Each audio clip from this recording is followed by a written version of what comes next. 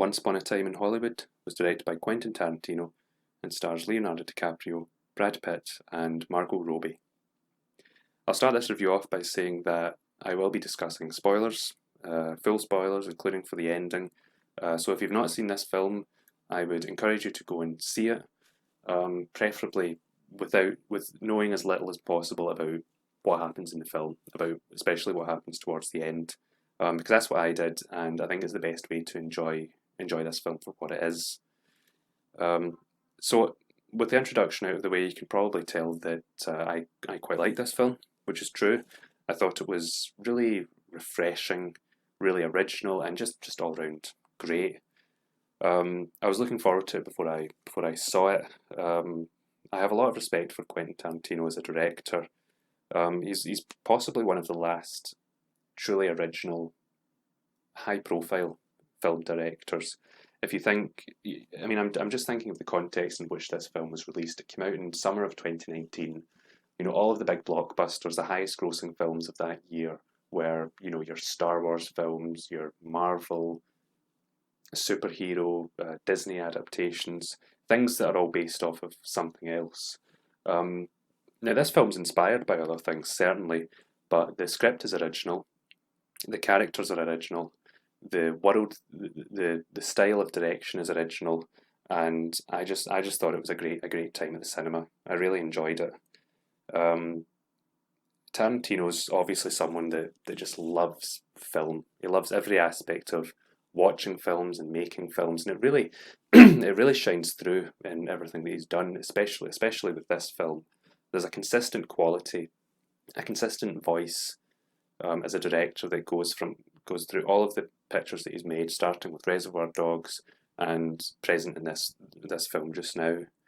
And I'll say this about him as well. I think it's really good that, really praiseworthy actually, that he still goes to the effort of shooting on film as opposed to digital, which I gather is more expensive to do, and it's also more time consuming and more expensive because if you do a take on a digital camera and you don't like it, you can just delete it and try again. And I don't think that costs any more money apart from, I guess, the time of using the actors and stuff. But if you ruin a take on film, that's the real wasted, and you need to use more film, which is more expensive. So I think you know I always appreciate that extra effort when you see a film that is shot on film, and I actually just think it looks better. It's like the difference between listening to a record and you know listening to music on a YouTube video through £2 headphones. You know, there's a real sort of cinematic quality to seeing things shot on film. Films shot on digital, that's the industry standard these days, and it's usually fine, but you get some digital films, particularly Sony films, I've noticed that just they're not really that nice to look at. They look very glossy, they look very sort of corporate. If you see them at the cinema, sometimes the movement doesn't look great, the colours. This might sound strange, but the colours are almost too vivid. Um, so I think film is the way to go. I think it makes for the best sort of visual experience when you're watching a movie. Um, so as I said, I really enjoyed this film. It's not very plotty. I notice, which is in the film's credit. It's an experience movie.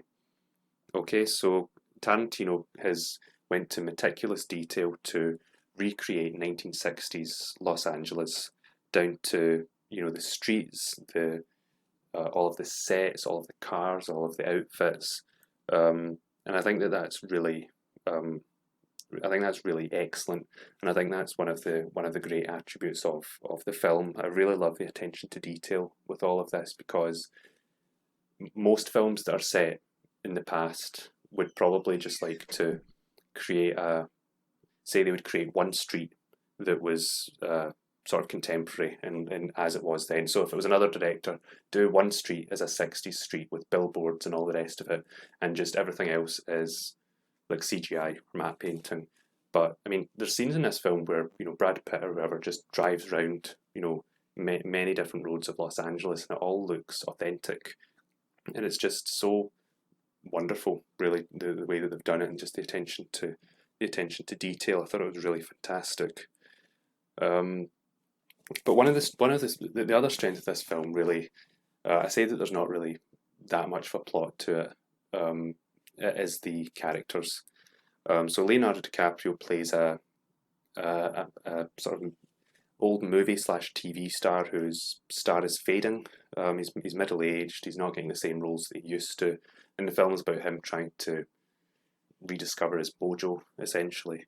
Um, and I thought that the arc of his character and the performance were really great, which surprised me because I've not liked everything that Leonardo DiCaprio's done. I think he can be quite one note, if you know what I mean. He likes playing characters that are surrogates for himself, essentially. He likes playing, Wolf of Wall Street, or his character in Django Unchained was like a 19th century Southern version of himself, or Great Gatsby, I guess, is the best example. He likes opulence, hedonism. He likes roles like that. He likes shouting a lot. But this film's not really like that. It's more subdued. It's more nuanced. He's very ambitious, but he's not a bad person because of it, if that makes sense, which would be an easy arc to do. Um, he has his limits. He has his respect for his friend, for Brad Pitt. And there's some really powerful scenes where he just, he's coming to terms with the fact that he's growing older. Particularly the scene in the where he's shooting the Western, where he's reading this book and he realizes that the character in the book is him, and he's breaking down in front of this little girl. I mean, it's really good stuff, really good performance, and the arc is great because ultimately he rediscovers his purpose, and towards the end of the film he starts being starred in these like spaghetti western films, essentially, in Italy. And I thought that was quite funny, actually. It's one of these things we're laughing at in hindsight, because he's offered these roles, and at first he's saying, I don't want to be in these rubbish Italian films, but we now know that those 60s Italian films are now regarded as like some of the best films of all time. The Good, the Bad, and the Ugly, Fistful of Dollars, Once Upon a Time in the West.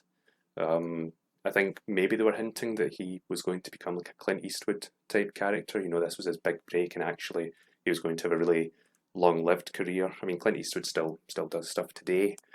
So yeah, I thought the arc was great. Brad Pitt was actually quite good in the movie. I think there was his character arc in this film, I think, subverted my expectations quite nicely. Because the film started, Brad Pitt set up as Leonardo DiCaprio's number two. Essentially, he's his stuntman, and I thought that the film would be about a divergence between the two. So maybe Pitt would start to get offered roles, and he would get jealous he would maybe be jealous of Leonardo DiCaprio, and there would be a wedge between them, and that would be the film. But it's not really about that. Brad Pitt's character seems quite happy with where he is. He never. I mean, I expected there to be like a backstabbing at some point in the film, but there never really is. I mean, they disagree with each other sometimes, but it's still a friendship, and I thought that was quite nice and quite refreshing to see. It subverted my expectations in an intelligent way. Margot Robbie is sort of presented as the third character in the film. There's the three of them on the poster. She appears in all the trailers. She's not really in the film as much, which I think might be to the film's discredit. They maybe could have developed her a bit more, especially because she is pushed forward as like the third character of the movie. It didn't bother me too much watching it, but I understand in the wider context of the film, she maybe should have been in it more. But I did think it led to one of the funniest interview exchanges I've ever seen, where this news interviewer asks Tarantino at a press conference, why didn't you give Margot Robbie more lines? And the interviewer, to be fair, is being quite underhand about it. She's sort of insinuating it's because Tarantino's sexist, but and Tarantino just sort of shuts her down and says, "I reject your hypothesis," which I thought, which made me laugh. It made me laugh, and then of course Margot Robbie sitting beside him, sort of after an awkward pause, chimes in and tries to recover the situation. So that was great. and overall, the film really impressed me. You had you've got the main plot of the film, which is to do with Leonardo DiCaprio, his him trying to recover his star power. But the allegorical part of the film, I guess, is really just a comment on both the golden age of Hollywood, which existed from say the 40s through to the 60s, and on films today, because really original films are kind of fading these days. You know, the big blockbusters, the most popular films are all derivative of something. You know, the golden age of Hollywood eventually declined. So there was a sort of there was an allegorical quality to the film. It wasn't too in your face, but I thought that was quite intriguing. And then of course there's the Manson family part of the film, which which was really tense. I mean, the Tarantino knows how to direct a scene.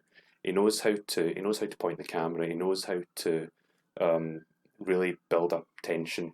And one of the best, two of the best scenes for that actually involve the Mansons. The first being when Brad Pitt goes to like their home in the desert. It just all looks so grimy. There's such a feeling of dread to that whole scene. And it was so well done because you just genuinely don't know what's going to happen, you know, because our characters in the film are fictional. So there's nothing set in stone about what must happen to them. You know, they could die, as characters have done in previous Tarantino films. And then, of course, there's the ending, which it pulls in Inglourious Bastards. I said at the beginning of the film, I did warn that I would spoil the ending. So you've got the Manson family who, in real life, you know, brutally murdered Sharon Tate and several others. But in the film, it's a complete farce essentially, and the Manson family themselves are just murdered in a ridiculously over the top way by like Brad Pitt and Leonardo DiCaprio. Um, and it's so bizarre because it's so violent, but it's also funny at the same time, and you don't really know how to feel about it. But I really liked that it I really liked that it did that because I mean, not knowing what happens in the film, I genuinely didn't know. I was thinking, are they going to change history like he did in Inglourious Basterds? You know, where Hitler gets machine gunned in 1944. Um, but I was also thinking, no, I was like, I hope they don't kill these characters because you know we've grown to like them over the course of the film. So you have that suspense, you have that trepidation, and ultimately it's all fine. You know, the film ends with I think Sharon Tate's butler or something coming out of their mansion and going, oh, there seems to be you know something going on here. That's quite strange. And I thought, great. I thought that was the way to end the film. Overall, it feels more like I mean, it's a Tarantino film. You know, it's got his fingerprints all over it. I thought it had a sort of Scorsese element to it as well, just by virtue, I think, of the fact that unlike most Tarantino films, most of his films seem to take place over short periods of time. Uh, you know, Pulp Fiction, Reservoir Dogs, but this film's more staggered over a number of years, like a Scorsese film, which I thought worked to the film's credit. I mean, it exists as its own entity. It's unlike any other Tarantino film I've seen. Um, and just yeah, generally I very much liked it. I loved the attention to detail. I loved the performances, and I just loved the universe that it created. You know, this '60s Los Angeles. You know, that was really expansive, excellent attention to detail, excellent cinematography, um, and yeah, as a rating, um, I'm going to give Once Upon a Time in Hollywood 78 out of 100. Which is a very good rating. It's not my favourite of Tarantino's films by any means, but it might have been the best film I saw last year. So I would encourage you to check out Once Upon a Time in Hollywood.